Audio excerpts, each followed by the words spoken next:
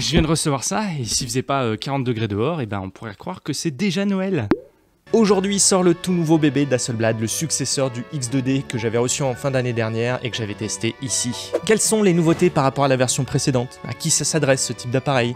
Quelles sont ses qualités, ses défauts? Est-ce qu'on a le droit d'avoir des défauts quand on coûte 7200 € au boîtier nu? Mais surtout, est-ce que la hype est méritée autour de la sortie de ce X2D2?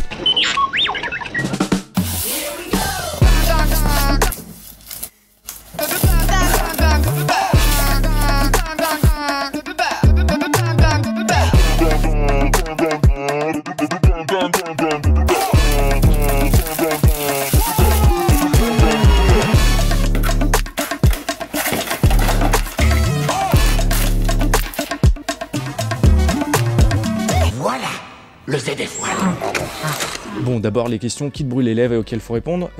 Tu faisais pas que des documentaires maintenant? Oui, mais voilà, c'est le milieu de l'été, c'est les vacances. Et j'avais besoin de sujets légers, oui. Je crois qu'après les dernières vidéos, il me fallait un petit break où je peux faire des blagues et rigoler un peu. Rire, c'est bon pour la santé, selon un dicton populaire. Alors, est-ce que la ligne éditoriale de la chaîne devient un petit peu n'importe quoi? Oui. Question suivante qui m'a directement été posée par Hasselblad, celle-là. Nico, est-ce que ça te tente qu'on te renvoie pour 12 000 € de matos à peine plus de 6 mois après t'avoir envoyé la précédente version que t'avais adorée? Oui. Oui, ça me tente, oui. Donc on met le petit disclaimer qui va bien, hein. Oublie pas, c'est une collaboration commerciale. Bon, je suis pas payé, c'est uniquement un don de matériel. Un gros don, oui, hein, le don qui fait plaisir. Et voilà, sauf si je commence à dire des conneries sur des trucs techniques, Hasselblad ne change pas un mot de ce que je dirais dans cette vidéo. Voilà, c'est mon opinion, le positif comme le négatif. Hasselblad, c'est évidemment une référence dans le haut de gamme de la photo, très orienté pour les professionnels de studio. La marque suédoise a gagné ses lettres de noblesse avec des photos iconiques qui ont marqué l'histoire de la photographie. Oui, je sais que là je suis censé dire que leur plus haut fait d'armes, en fait c'est d'avoir créé les appareils qui ont immortalisé l'alunissage en 69, mais je parle plus de la lune moi. Non. Cet appareil, rebaptisé le HDC pour Hasselblad Data Camera, était blanc-gris par rapport aux autres qui étaient noirs pour mieux réfléchir la lumière. Ça fait plus de 2 ans depuis cette vidéo et les gars sont toujours sur mes côtes tous les jours pour me dire que non, on n'a pas marché sur la lune. Bah merci de m'avoir éduqué, c'est bon j'ai compris, voilà, on voit pas les étoiles, waouh. En même temps tu me diras, c'est quand même une super promo pour Hasselblad, parce que ça veut dire que leurs appareils ils sont tellement performants, même tard l'époque, la qualité elle était tellement ouf, même des fausses photos prises par Kubrick dans un studio, ça a réussi à convaincre des milliards de personnes, des experts photographiques, des ingénieurs. Alors oui, bien sûr tous ces gens là c'est des moutons, c'est des gens qui n'ont pas fait leur propre recherche, mais quand même, bravo Hasselblad. Ce qui frappe en fait quand tu prends pour la première fois un boîtier comme ça en main, c'est la qualité de conception. Tu sens que t'es sur un niveau supérieur. Je t'avoue qu'en fait à chaque fois que je repasse sur mes autres appareils, j'ai un peu l'impression d'utiliser des jouets en plastique. Le X2D2 utilise le même châssis que le précédent qui est usiné entièrement à partir d'un bloc. Tout est raffiné, tout est pensé. Les vrais changements ils sont d'abord d'ordre esthétique. D'abord le grip qui est désormais texturé différemment. Apparemment pour une meilleure prise en main. Bon ok, pourquoi pas, ça m'avait pas choqué avant je dois dire. Le châssis est désormais entièrement en graphite, c'est donc en gris très sombre avec une finition mate, contrairement au brillant du précédent. Je le trouve encore plus beau et surtout ce que j'adore c'est que désormais le logo et les lettrages sont noirs, donc beaucoup moins visibles. Alors oui, désolé pour tous ceux qui voulaient s'afficher en montrant à tout le monde hey, j'ai un Hasselblad, donc forcément je fais des photos de dingue. C'est dommage, mais voilà, pour les gens discrets, c'est un très gros point positif. Et en plus, faut reconnaître que c'est magnifique. Bon alors oui, je sais qu'il n'y a que moi qui sera en pamoison devant ce genre de détails, mais le noir du boîtier, juste avec les petits accents de couleur là, sur le déclencheur, sur l'objectif, le orange signature qu'on retrouve aussi dans les menus, qu'est-ce que c'est beau. On a aussi l'apparition de 2 nouveaux boutons à l'arrière. Bon, je suis assez mitigé, en fait c'est pour te permettre de personnaliser au mieux ton appareil, de le custom. Même les molettes, désormais les 2 molettes sont cliquables, hop, c'est autant une molette qu'un bouton cliquable. Alors la personnalisation c'est cool, maintenant faut pas céder aux sirènes du vas-y je te fous 150 000 boutons partout, comme ça tu peux tout paramétrer, n'importe quel bouton peut être utilisé pour n'importe quelle fonction. T'as des fabricants, selon la config, t'appuies sur la corbeille, t'as genre la balance des blancs. Pourquoi? Attention, je cible personne, voilà. Suis mon regard, la caméra qui me filme, c'est d'eux dont je parle. Mais bon, c'est un boîtier qui est aussi bien pensé, qui est aussi ergonomique. T'es débutant, tu comprends tout de suite comment ça fonctionne. T'es pro, tu comprends immédiatement où aller pour avoir accès aux fonctions les plus avancées. Donc franchement, quel intérêt, à part oui, bon bah t'as une ou deux fonctions que tu peux personnaliser à ta façon de travailler. Non, par contre, j'avoue, l'ajout du petit joystick, ça c'est super parce que oui, je suis ce genre de personne. T'as vu que j'ai pas retiré le plastique de l'écran, il va clairement rester des années. Oui, les écrans tactiles, c'est génial, surtout aussi réactif. Mais voilà, moi qui ai une petite addiction au pain au chocolat après 1 heure ou 2 de shooting, je sais déjà que je vais en foutre de partout. Donc clairement, je pense que j'utiliserai que ce joystick. Après, le bouton en dessous, bon, écoute, il est là. Pour moi, il n'était pas indispensable. L'interface, elle n'a pas changé et c'est tant mieux. La navigation et les menus, c'est toujours aussi fluide, c'est simple, c'est logique. Vraiment, l'utilisation de ce boîtier, c'est un bonheur. Entre les icônes, l'organisation millimétrée des éléments, on est franchement sur un 10 sur 10. Le X2D2 embarque encore un capteur de 100 mégapixels sur du moyen format. Et il y a eu pas mal de confusion dans la dernière vidéo, plein de gens qui ne comprenaient pas. Donc, petit rappel, les capteurs ont différentes tailles, entre le micro 4 tiers, la PSC, et ensuite ce qu'on appelle le plein format, qui a un nom assez traître, puisqu'en fait, c'est pas le format maximum que peut prendre la surface sensible. Si le full frame, c'est l'apogée du marché des prosumers, dans le milieu pro, en studio, pour de la pub, dans des grandes agences, pour des grands comptes, on est quasiment toujours sur un format de capteur supérieur, qu'on appelle le moyen format. Si tu as besoin de rafraîchissement sur ces notions, eh ben n'hésite pas, tu peux aller voir cette vidéo de ma série sur les bases de la photo. Et comme à chaque fois qu'on franchit un cap de capteur, eh ben ça te permet, grosso merdo, d'avoir une plus grande sensibilité à la lumière, une meilleure définition, une plus belle profondeur de champ. Eh oh, j'ai dit grosso merdo, ok? Tout le monde est témoin, tout le monde l'a entendu. Donc viens pas faire le puriste en commentaire, là je vulgarise. 100 mégapixels, c'est aussi une résolution de malade qui te permet les recadrages les plus fous. C'est une sensation géniale de pouvoir se balader dans les micro-détails de ton image sans que ça devienne une bouillie de pixels et qu'une micro-portion de ta photo, ça peut devenir l'image complète. Évidemment, ça a un coût, comme disait Oncle Ben, un grand pouvoir implique un grand nombre de mégaoctets. Si tu es dans le format maximum, donc en RAW et en 16 bits, pas 14 comme tous les appareils grand public, tu t'en sors avec des fichiers qui font 200 Go. Tu as toujours la possibilité de mettre une carte CF Express type B, mais pourquoi faire? Comme son prédécesseur, en fait, tu as toujours dessus un disque dur SSD intégré de 1 Tera. Et j'avoue que je suis un peu déçu, je sais que je devrais pas, c'est les seuls à faire ça alors que ça devrait être normalisé. Et puis là, 1 Tera, même en RAW 16 bits, tu peux faire plus de 4000 photos juste en interne sans avoir acheté de carte, c'est ouf. Mais je sais pas, voilà, X2D2. Ah, mais nous, 2 Tera. Oui, je sais, c'est horrible. Ils nous ont donné ça, je demande ça. Mais voilà, qu'est-ce que tu veux, je suis un rat. Le rat. Discret, prudent, intelligent. Hey, au fait, est-ce que toi aussi t'es un rat? En octobre prochain, c'est le salon de la photo, et je te connais, t'as pas envie de payer ta place, Et ben voilà, tiens, petit code magique, Nicolas D25, avec ça, tu rentres gratos. Oui, je sais, ça n'a rien à voir avec la choucroute, mais d'un coup, je me suis dit, mince, il faut que je fasse ma promo. Cette année, je refais une intervention sur la scène live, et promis, j'ai retenu les leçons du passé. Cette fois, je viens pas te faire une conférence philosophique, c'est bon, j'ai compris. On va parler portrait, c'est cool ça. Voilà, je te donnerai quelques petits secrets. Bon, après, c'est pas dit que ce sera pas 100% que de la technique, même quasiment pas. Voilà, j'espère qu'on se verra là-bas, au moins pour boire un coup. Voilà, code promo, c'est même pas une promo, c'est gratos. Voilà. Toujours au niveau du capteur, je sais pas comment, je sais pas pourquoi, mais on est passé de 15 stops de plage dynamique à 15,3 stops. Bon, je sais pas si c'est un truc que je vais constater à l'utilisation, mais je pense qu'ils se sont dit au moins on est au-dessus de tous les autres. Nous, on est à 15,3 stops, pardon. On retrouve évidemment la technologie HNCS pour Hasselblad Natural Color Solution. À nouveau, c'est là où il brille, les couleurs sont incroyables, les tons chers sont parfaits, directement sortis du boîtier. C'est... Maintenant, il faut qu'on parle d'un truc. C'est là où je me demande s'ils vont pas regretter de me l'avoir envoyé leur boîtier. Je t'explique. À nouveau, je suis libre de dire ce que je veux. Ils envoient pas de script ou de trucs comme ça. Par contre, ils t'envoient de la documentation, forcément, qui résume un petit peu toutes les nouveautés.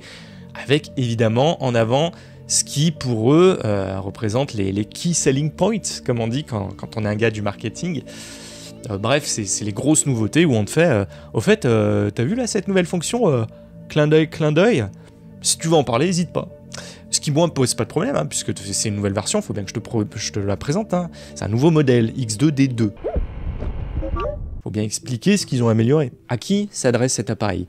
Le tarif, ça correspond déjà à la qualité des matériaux, à le capteur, un plein format 100 mégapixels, les optiques aussi, c'est de leur favori. Donc forcément, tu as un tarif qui s'adresse à des professionnels. Mais il y a des échelles de professionnels et beaucoup de pros aujourd'hui, leur besoin il est situé sur le marché des prosumeurs, avec des boîtiers clés en main qui font à peu près tout correctement. Ici, on est sur une marque, Hasselblad, qui est très spécialisée, qui a longtemps été spécialisée, mais qui je pense, en tout cas, avec ses modèles, essaye de s'ouvrir un petit peu plus à ces professionnels qui ont des besoins multiples, plutôt des pratiques multiples, et qui veulent atteindre un palier supérieur avec du moyen format. Mais le gros point de friction, le vrai point bloquant de la version précédente, en fait, c'était que beaucoup de personnes, des collègues à moi, qui me disaient « je vais pas mettre 7000 € dans un boîtier qui n'a pas d'autofocus continu ». Et en plus, un autofocus à détection de phase. Alors attention, hein, c'est tous les appareils moyen format du marché qui ont généralement un mauvais autofocus. Alors en tout cas, comparé à ce qu'on a l'habitude sur nos hybrides. Bon, je rentre pas dans les détails, hein, mais c'est justement à cause de la taille du capteur, de l'espacement des pixels, du niveau de résolution, de cette profondeur de champ. En fait, ça demande une mise au point qui est beaucoup plus précise.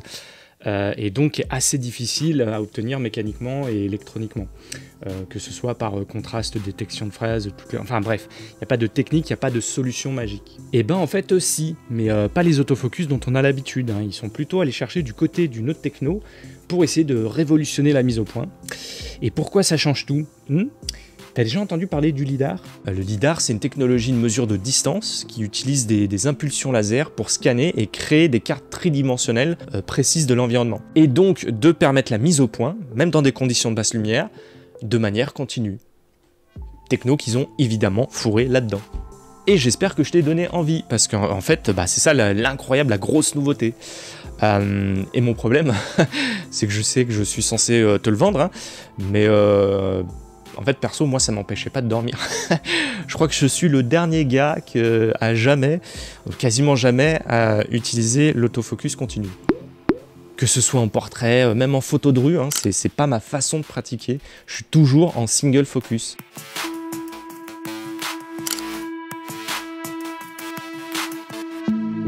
Et dès que j'ai pas le résultat que je veux, en fait, je passe en manuel. C'est pour ça que j'adore les lentilles Hasselblad, hein, avec juste... Hop, un petit débrayage comme ça, tu passes de manuel à AF. Oh, qu'est-ce que c'est bon. Oh, j'adore. Voilà, donc je vais essayer de mettre un petit peu plus d'enthousiasme parce que bon, je sais que pour beaucoup, c'était vraiment le point bloquant. Pour beaucoup de photographes, ça correspondait pas à leur pratique. C'est le truc qu'ils attendaient tous. Et ben voilà, vous l'avez. C'est plus juste un appareil de studio fait pour des images pensées et organisées, très produites, et que tu pouvais des fois prendre pour 2-3 trucs en extérieur, de l'architecture ou machin. Non, c'est devenu un appareil polyvalent pour la plupart des situations. Que tu sois photographe de mariage, d'événements, autres, désormais tu peux compter sur la réactivité de la mise au point. C'est devenu un appareil pour toutes les pratiques photo. Peut-être pas la photo de sport, parce que vraiment le mode rafale est très faible, 3 images secondes, donc ça correspond pas.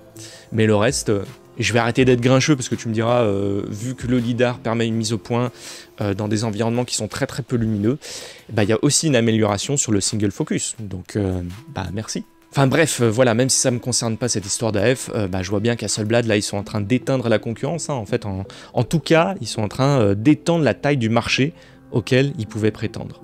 J'en parle parce que c'est mentionné dans la doc, et puis ça va sûrement intéresser des gens, hein. Leur nouvelle app Focus Mobile 2. Avec ça, tu peux piloter l'appareil, transférer tes images et les éditer même en HDR sur iPad ou iPhone. Salut, c'est nous, les gens qu'on n'aime pas Apple.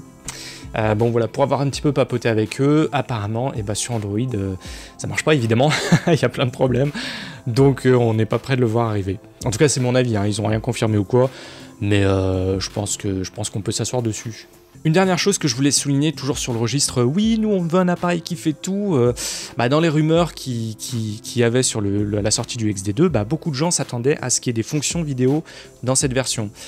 Et encore une fois, je vais être le seul à penser ça, hein, mais merci Hasselblad de ne pas avoir cédé, voilà, de ne pas avoir rajouté des fonctions vidéo qui serviront à rien, qui vont complexifier le truc et qui seront probablement pas adaptées à ce que les gens cherchent en vidéo, du moyen format vidéo, les fichiers, tout, bref, personne cherche ça.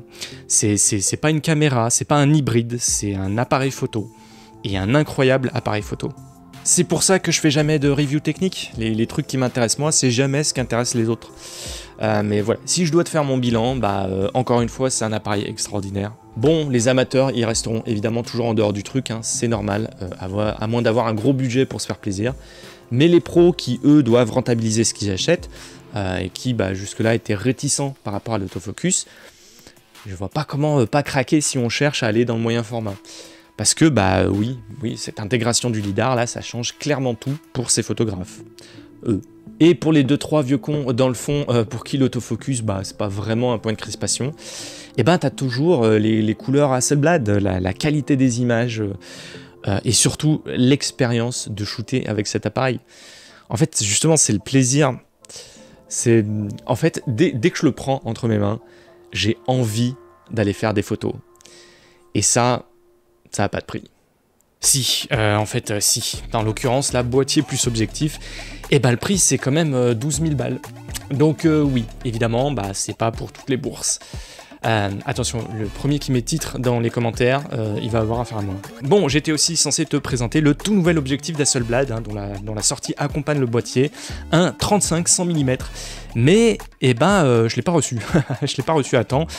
Et la vidéo, là, elle devait sortir aujourd'hui. Donc, ils sont en train de les envoyer petit à petit. Donc, voilà, dès que je le reçois, écoute, on fait ce que je fais de mieux. Hein. Cette fois, on sort dehors et on va pratiquer, voir ce qu'on arrive à faire avec les deux ensemble. Parce que, eh ben là, la focale, ça va être génial en street photo, hein, plutôt que d'être bloqué avec le 90 mm que j'ai. Et puis, eh ben, il reste des choses à te faire découvrir sur le boîtier. Donc, autant voir ça sur le terrain. Voilà, tu vas pas louper ça, rendez-vous à la prochaine vidéo, donc abonne-toi, mets la cloche. Ah oui, et boost aussi, je sais pas si t'as vu, t'as un nouveau bouton boost pour booster la vidéo en fait, voilà. Ouais, c'est le nouveau truc, tous les youtubeurs, youtubeuses là, on va te saouler maintenant avec ça. Oh, on va te saouler. Allez, bisous, à la prochaine. Ah oui, et see you mate, keep on creating, j'avais oublié.